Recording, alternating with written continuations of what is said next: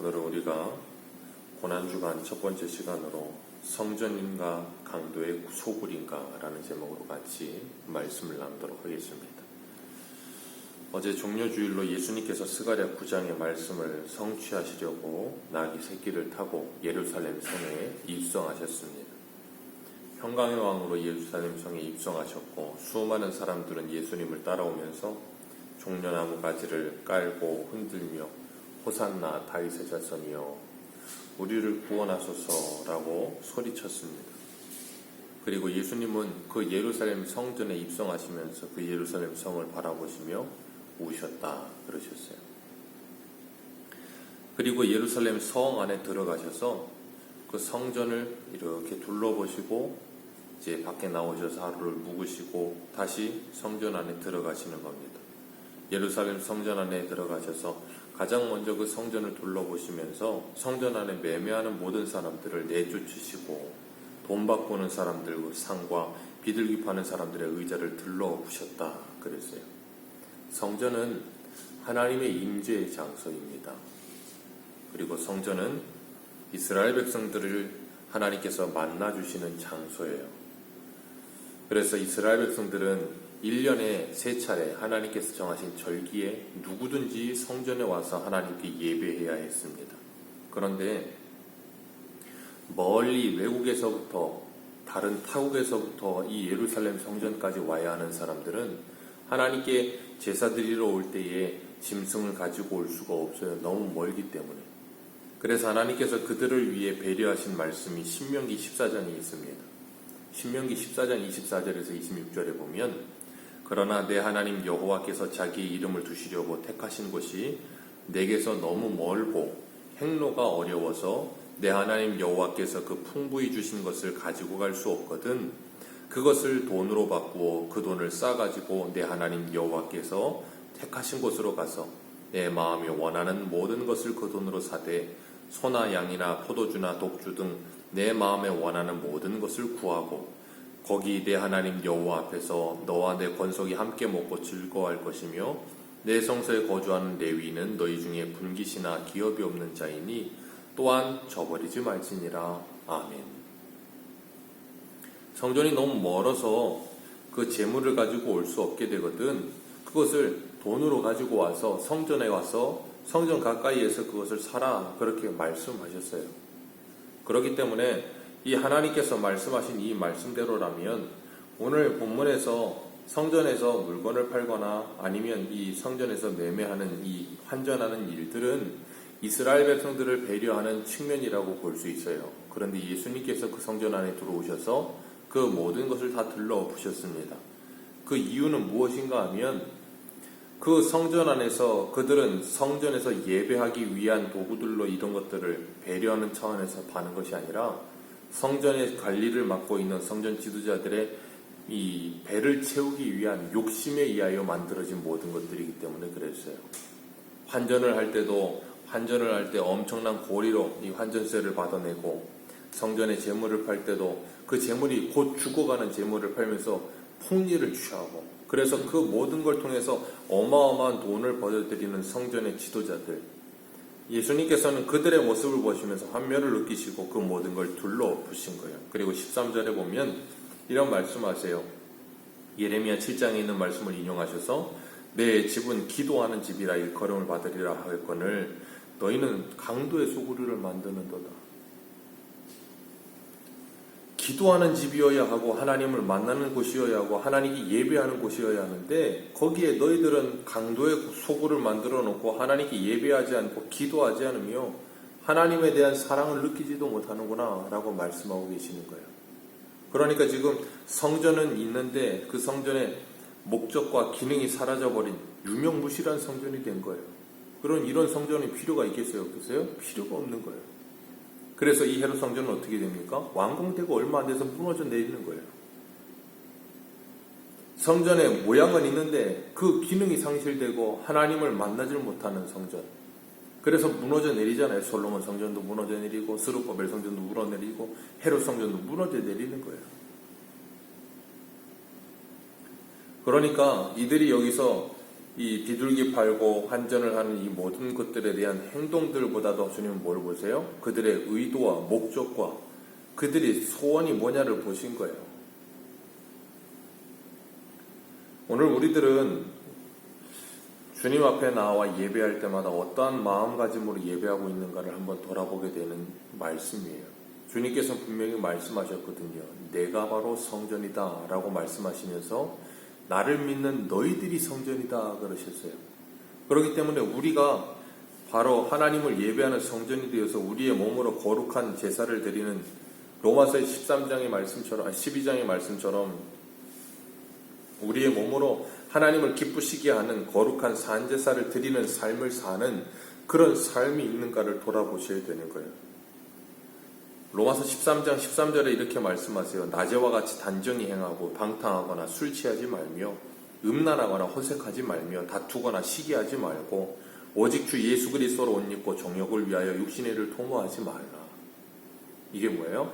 성전의 제 기능을 발휘하라는 거예요. 그러지 않고 이런 일들을 행하는 것은 뭐라는 거예요? 성전을 더럽혀 도둑의 소굴을 만들어 버렸다라는 거예요. 주님께서 오늘 우리들의 마음의 성전을 돌아오셨을 때 우리의 마음의 성전은 어떠한 모양과 상태이겠습니까? 우리의 모습이 이러한 모습이라면 주님의 말씀을 통하여 우리의 마음의 성전 깨끗이 치워야 할 때인 것입니다. 14절에 맹인과 저는 자들이 성전에서 예수께 나오며 고쳐주시니라 그랬어요. 방금 전에 예수님께서 성전을 다 쓸어 부셨습니다. 다 갈아엎으시고 다 내쫓으셨어요. 다 내쫓으셨는데 그 성전 안에 맹인과 저는 자들이 예수님을 찾아와요. 그랬더니 예수님께서 그들을 뭐 하세요? 치료하시고 회복시키세요. 성전의 기능이 하나님을 만나는 곳이고 하나님의 위로와 하나님의 회복과 하나님의 안식이 성전을 통해서 이스라엘 백성들에게 와야 되는데 이 예루살렘 성전은 그런 성전의 기능을 하나도 하지 않는 거예요. 그러니까 이 하나님을 만나 하나님의 은혜가 간절히 필요한 이 사람들이 어디 가서도 하나님의 은혜를 받지 못하고 위로와 치료와 회복을 받지 못하는 거예요. 그곳에 예수님이 찾아오셨고 그 성전 안에 예수님에게 온 이들이 치료를 받고 있어요. 예수님 뭐 하시는 거예요? 이 성전 눈에 보이는 너희들이 자랑하는 이 헤롯 성전이 성전이 아니고 내가 곧 성전이다를 지금 뭐 하시는 거예요? 성전 안에 들어와서 지금 선포하고 계시는 거예요. 그래서 예수님 안에 오니까 이 사람들이 뭘 얻어요? 회복과 안식과 평안을 얻는 거예요. 그 모습을 바라보던 대제사장과 서기관들이 어떻게 해요? 예수께서 하시는 일을 이상한 일로 여겨요. 이상한 일로. 왜요? 그동안 누구도 그런 적이 없거든요. 아니, 지금 몇백 년이 내려오도록 이렇게 하는 게 당연하다고 생각했는데 왜 저러는지 이해를 못하는 거예요. 이상하게 여기는 거예요. 그러면서 그 성전 안에서 아이들이 소리 질러서 찬송합니다. 호산나 다윗의 자손이요. 분명히 어제 예루살렘에 입성할 때 수많은 무리들이 종려가리 흔들면서 호산나 다윗을 하는 소리를 들었거든요. 이 아이들이 예수님께서 누구신지 정확하게 알아서 이런 찬송한 건 아닐 거예요. 그런데 아이들이 그 어제 그렇게 불렀던 그 환호와 찬송을 들었었기 때문에 예수님을 향해서 그런 찬송을 했어요. 그랬더니 그 대제사장과 서기관들이 뭐 했다고요? 어린아이들을 보고 노하여 분노합니다. 왜냐하면 이 찬송은 메시아에게 해야 될 찬송이거든요.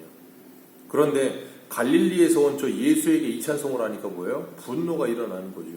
예수님이 행하신 일도 화가 나는데 그 병자들을 고치시고 이 아이들까지 와가지고 경고망동하게 이런 노래를 부르고 있으니까 화가 난 거예요. 그러니까 아이들한테 뭐예요? 분을 내죠. 이 모습을 통해서 우리에게 보여주시는 모습이 뭐예요? 15절에 있는 이 한 절 안에서 대제사장과 서기관들의 모습과 어린아이들의 모습을 그대로 비교하시는 거예요. 성전 안에서 예수님을 만난 대제사장과 서기관들은 예수님에 대하여 분노하며 예수님을 이상하게 여기는데 어린아이들은 뭐예요? 호산나 다윗의 자손이여 하면서 예수님을 찬송하고 있어요. 그 예수 그리스도를 만난 사람들의 반응의 상태가 정확하게 둘로 나눠지고 있는 거예요. 예수님께서 그런 그들을 보시면서 16절에 뭐라 그러세요? 그들이 하는 말을 듣느냐 하니까 예수님께서 이렇게 말씀하세요. 그렇다. 어린아이와 젖먹이의 입에서 나오는 찬미로 온전하게 하셨다는 너희가 읽어보지 못했느냐? 시편 8편 2절에 있는 말씀을 예수님께서 말씀하시는 거거든요. 하나님께서 그 말씀을 온전하게 하셨다. 예수님께서 그 말씀을 지금 뭐 하신다는 거예요? 온전하게 하고 계신다는 거예요. 어떻게 해요? 성전에 오셔서 이 일주일 동안에 예수님이 그 모든 일을 행하시고 그리고 십자가에 죽으시고 부활하심을 통해서 이 말씀이 뭐예요? 온전해진다는 거예요. 이 아이들이 하나님께서 이 아이들을 통해서 한 이 말까지도 하나님이 완전하게 이루시면서 그 일을 통해서 하나님의 영광을 취하시고 계신다라고 말씀하고 계시는 거예요. 그리고 예수님께서 성을 떠나서 베다니에 가셔서 하루 묵으시고 또 이른 아침에 나왔어요. 18절에 보면 이른 아침에 그랬는데 이 마태복음은 시간 순서상 이 18절부터 22절에 있는 말씀이 원래는 12절 앞에 있어야 정상이에요. 그러니까 성전에 예수님이 청소하신 그 사건이 다음날 무화과 나무가 일어나는 게 아니고 이 무화과 나무의 일이 성전 청소하신 그 사건 그날 아침이에요. 이게 원래 그렇게 연결이 되어 있는데 마태는 이 배열을 이렇게 배열을 해놨어요. 마가복음은 11장에 보면 원래대로 되어 있는데 원래는 이 시간 역사 속으로 이렇게 배역을 한 게 아니거든요. 그런데 어쨌든 예수님께서 나오시는데 시장하셔서 보니까는 저 길가에 무화과 나무가 하나 있는 거예요. 그래서 그리로 가셨어요. 입이 풍성한 걸 보고 열매를 얻을까 하여 가셨는데 열매를 얻지 못하죠. 그러니까 예수님께서 19절 말씀에 이렇게 하세요. 같이 한번 읽습니다. 시작.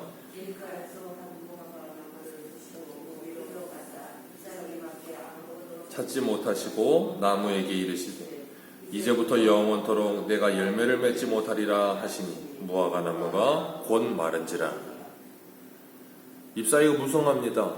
그럼 뭐가 있어야 되냐면 제가 예전에도 말씀을 드렸지만 이 상품성이 없는 무화과 파괴라고 하는 그 파괴가 그 열매가 하나 맺혀야 돼요. 그래서 보릿고개를 넘기는 가난한 사람들이 누구든지 먹을 수 있는, 왜냐하면 그걸 따내야 이제 원숙한 이 무화과 나무가 열리거든요. 그런데 그래서 주인들은 누구든지 그걸 따 먹을 수 있도록 내버려 둔단 말이에요.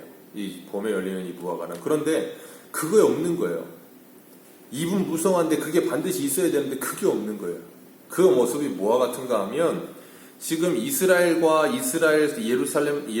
예루살렘 성전 안의 모습이 바로 그런 모습이라는 거예요. 절기가 되어 수많은 사람들이 찾아오고 인산인해를 이루며 수많은 제사가 있고 수많은 제물들이 오고 가고 있는데 그 가운데 뭐가 없어요? 중심이 없어요. 진정으로 하나님을 예배하는 사람이 없어요. 하나님을 사랑하는 사람도 없고 이웃을 사랑하는 사람도 없어요. 오직 자기 배를 불리는 일에만 급급한 사람들로 가득한 거예요. 성전에서 매매하는 사람들도 자기 배를 취하고 성전에 찾아오는 사람들도 자기 배를 취하고 자기 인생의 목적과 욕심을 채우기 위해 성전 안에 들어오는 것 외에는 아무것도 하는 일이 없는 거예요. 성전도 제 기능을 하지 못하고 사람들도 원래 하나님의 형상을 잘 닮아있지 않고 무성하긴 한데 열매는 하나도 없는 그런 모습으로 주님께서 있는 것을 보시고 그것을 저주하시는 거예요. 그리고 그 저주대로 이 무화과는 말라버리고 예루살렘 성전도 해파되어 버리죠. 이 70년 디도 장군에 의해서. 제자들이 보고 이상히 여겨 어찌하여 곧 말랐나이까. 예수님께서 21절에 유명한 말씀하시죠. 너희가 믿음이 있고 의심하지 않으면 이 무화과 나무가 된 일뿐 아니라 이 산더러 들려 바다에 던져지리라 하여도 될 것이니라. 네, 너희가 믿고 의심만 하지 않으면 산을 명하여 바다에 던져져라 해도 그렇게 될 거라는 거예요. 어떻게 산을 명하여 바다에 던져지라 한다고 바다에 던져지겠어요? 예수님이 오신 이래로 그런 사람은 한 사람도 없습니다. 이 말은 뭐겠어요? 당연히 이런 말씀인 거예요. 산을 명하여 바다에 던져지라 하면 그리 되리라. 그건 불가능한 일이라고요. 그런데 너희들이 믿고 의심하지 않으면 그 불가능한 일이 뭐 한다는 거예요? 되어진다라는 말씀을 하고 계시는 거예요. 그러니까 다시 바꿔 말하면 뭘 말씀하시는 건가 하면 예수 그리스도를 믿고 하나님의 자녀가 되어 이 세상을 믿음으로 살아간다는 건 뭐가 같다는 거예요? 불가능한 일과 같다는 거예요. 그런데 너희들이 그 하나님의 말씀을 믿고 그 말씀대로 기도하며 순종하면 그 일반 모든 사람들이 보기에 불가능해 보이는 그 일이 뭐하다는 거예요? 가능해진다를 말씀하시는 거예요. 우리들도 그러잖아요. 성경 어떻게 이대로 살아? 이건 불가능해. 사도들이나 산 거지. 믿음의 사람들이나, 그럼 우리는 믿음의 사람들이 아닌가요?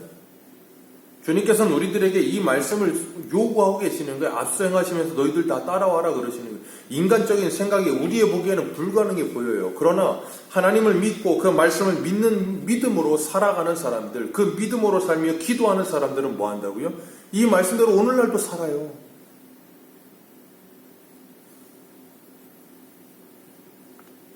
우리가 이 땅을 살아가면서 이 고난 주간을 맞이해서 한 번 더 우리의 모습을 돌아보며 우리의 마음의 성전과 생각의 성전을 돌아보면서 기도해야 할 것은, 나는 지금 앞서가신 예수님을 뒤따라가고 있는가?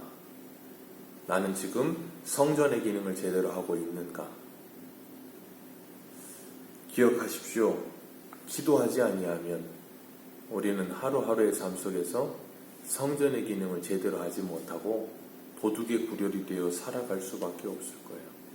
세상의 사람들과 아무런 구별도 없이 그냥 일상생활을 하듯이 세상 사람과 똑같이 생각하고 똑같이 살아갈 수밖에 없을 거예요. 이 고난 주간을 우리가 한 주간 보내시면서 오늘 하루도 하나님의 은혜 아니면 살 수 없음을 고백하며, 내가 오늘 하루도 성전된 모습으로 올바르게 살아갈 수 있게 해달라고 기도하며 이 하루를 시작하시기를 주님의 이름으로 축복합니다. 기도하겠습니다.